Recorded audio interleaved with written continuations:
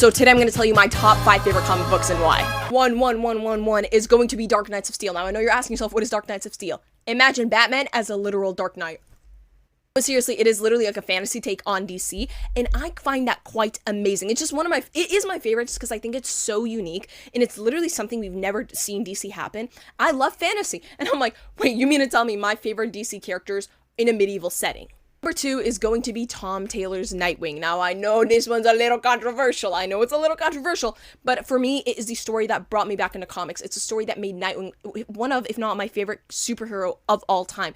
It is a story that literally, like, let me leap into the light. Get it?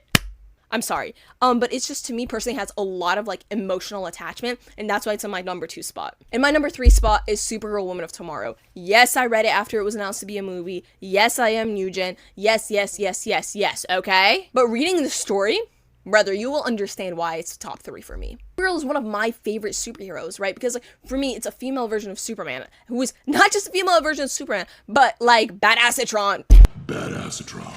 She's just really cool to me, and I find her to be like the Superman version that will do things that Clark will not at times. That seems super cool to me.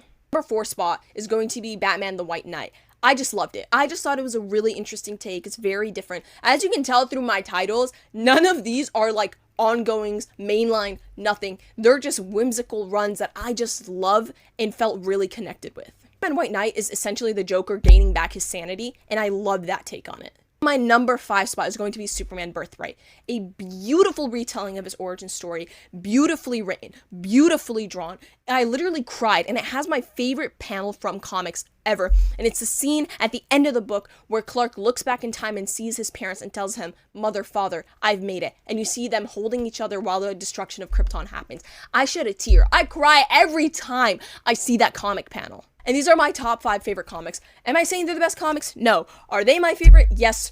For reasons unknown to myself and to you. I just really resonate with them. I find them really fun. I'm not saying they're the best, but they're the best for me.